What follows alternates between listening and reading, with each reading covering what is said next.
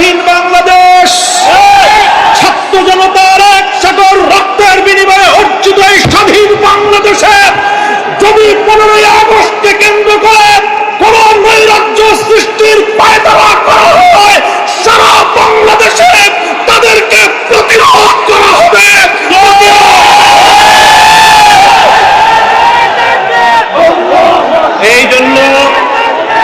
এই জন্য আমরা বৈষম্য বিরোধী ছাত্র আন্দোলনের নেতৃবৃন্দ, অন্তর্বর্তীকালীন সরকারের দায়িত্বশীলদের পাশাপাশি হেফাজতে ইসলামের নেতা কর্মীদেরকে আমি আহ্বান জানাতে চাই, আগামীকাল 15ই আগস্ট, 16ই আগস্ট এবং গোটা আগস্ট মাস জুড়ে আমাদেরকে সতর্ক থাকতে হবে।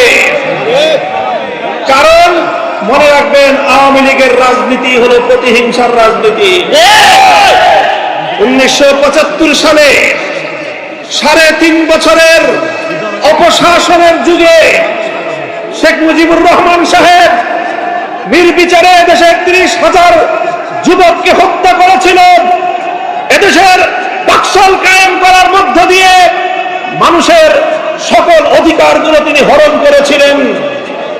অধিকার হারা মানুষ তখন তারা ক্ষুব্ধ হয়ে ধানমন্ডির 32 নম্বর বাড়িতে অভ্যুত্থান পরিচালনা করেছিল। তখন এই শেখ হাসিনা ঘোষণা দিয়েছিল যে জাতি তার বাবাকে হত্যা করেছে তিনি সেই জাতির কাছ থেকে প্রতিশোধ গ্রহণ করবেন। বিগত 45 বছর ধরে শেখ হাসিনা প্রতিশোধের রাজনীতি করেছেন, প্রতিশোধ দিয়েছেন আমার বাংলার তৌহিদি জনতার বিরুদ্ধে, প্রতিশোধ দিয়েছেন বাংলার স্বাধীনতাকামী মুক্তিকামী জনতার বিরুদ্ধে, প্রতিশোধ দিয়েছেন বাংলাদেশের ছাত্র জনতার বিরুদ্ধে, প্রতিশোধ দিয়েছেন এদেশের হেফাজতে ইসলামের লক্ষ লক্ষ নিরপরাধ মানুষের বিরুদ্ধে। তিনি একজন খুনির নেশায় মাতাল, খুনের নেশায় মাতাল। আপনারা লক্ষ্য করে থাকবেন, যারা মাতাল হয়, মদখোর হয়, তারা সারাদিন যে যেখানে থাকে, দিন শেষে রাতের বেলায় সব মাতালগুলো একসাথে হয়ে মদ্যপান করে মাতলামি করে। বর্তমান পৃথিবীতে বড় বড় খুনের নেশায় মাতাল আছে। 1 নম্বর বেনিয়ামিন নেতানিয়াহু, 2 নম্বর ভারতের গুজরাটের কসাই নরেন্দ্র মোদী, 3 নম্বর বাংলাদেশের বিদায়ী ফ্যাসিবাদী শেখ হাসিনা। এই শেখ হাসিনা এখন গিয়ে খুনের নেশায় মাতাল হয়ে নরেন্দ্র মোদীর সাথে আখড়া করেছে। যদি সেখান থেকে বসে বাংলাদেশের স্বাধীনতার উপর কোনো হস্তক্ষেপ করার চেষ্টা করা হয়, তাহলে বাংলাদেশের মাটিতে ভারতীয় দূতাবাস থাকতে পারবে না। শেখ হাসিনার বিরুদ্ধে বাংলাদেশে বিভিন্ন থানায়, আদালতে হত্যা মামলা দায়ের হয়েছে। আমি আহ্বান জানাতে চাই, খুনি হাসিনাকে ধরে এনে বিচারের কাঠগড়ায় দাঁড় করাতে হবে।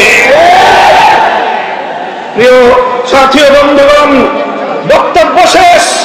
ইনশাআল্লাহ বিগত দিনে যেভাবে আমরা রক্ত দিয়েছি পিলখানায়, যেভাবে আমরা রক্ত দিয়েছি শাপলা চত্বরে, যেভাবে আমরা রক্ত দিয়েছি মোদী বিরোধী আন্দোলনের হাটহাজারিতে, যেভাবে রক্ত দিয়েছি আমরা মোদী বিরোধী আন্দোলনের ব্রাহ্মণবাড়িয়ায়, ঠিক আগামী দিনেও দেশের স্বাধীনতা রক্ষার জন্য, ইসলামের হেফাজতের জন্য যদি আবার রক্ত দেওয়ার প্রয়োজন হয়, স্বাধীনতার ঝান্ডা নিয়ে রক্ত দেওয়ার জন্য প্রস্তুত থাকবে কারা?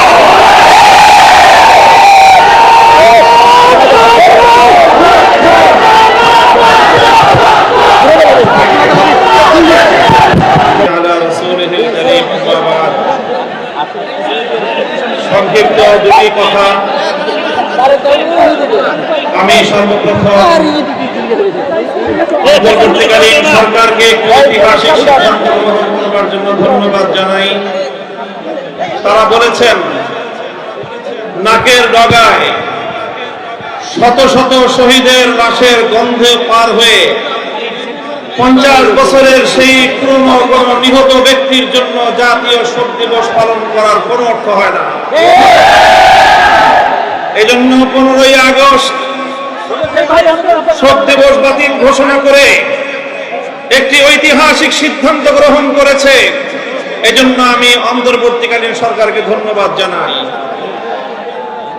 আরেকটি বিষয় আমি দেশবাসীকে সতর্ক করতে চাই, হেফাজতে ইসলামের নেতা কর্মীদেরকে সতর্ক করতে চাই। ইতিমধ্যে আপনারা বিভিন্ন যোগাযোগ মাধ্যম, সামাজিক যোগাযোগ মাধ্যমে দেখেছেন পরাজিত শক্তির ফ্যাসিবাদী নেত্রী জালিম শাহী শেখ হাসিনা নরেন্দ্র মোদীর ঘরে বসে বাংলাদেশের অভ্যন্তরে 15ই আগস্টকে কেন্দ্র করে বিশৃঙ্খলা সৃষ্টি করবার জন্য তিনি উস্কানি দিচ্ছেন। বলতে চাই, আওয়ামী লীগের, যুবলীগের, ছাত্রলীগের যারা বিগত 15 বছর পর্যন্ত হাতুড়ি লীগের ভূমিকা পালন করেছেন, মনে রাখবেন এখন বাংলাদেশ আর সেই 16 বছরের ফ্যাসিবাদী পরাধীন বাংলাদেশ নয়। এই বাংলাদেশ আজ স্বাধীন বাংলাদেশ। ছাত্র জনতার এক সাগর রক্তের বিনিময়ে অর্জিত এই স্বাধীন বাংলাদেশে যদি 15ই আগস্টকে কেন্দ্র করে কোন নৈরাজ্য সৃষ্টির পায়তারা করা হয়, সারা বাংলাদেশে তাদেরকে প্রতিরোধ করা হবে।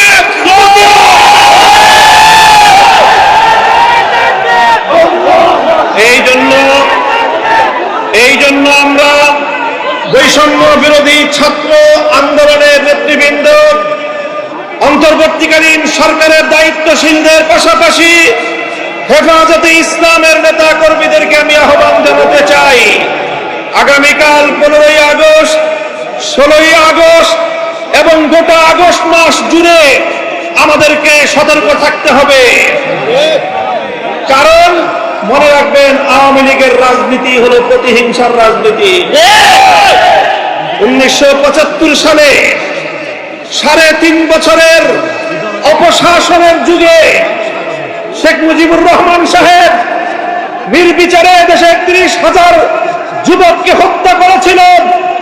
এদেশের বাকশাল কায়েম করার মধ্য দিয়ে মানুষের সকল অধিকারগুলো তিনি হরণ করেছিলেন।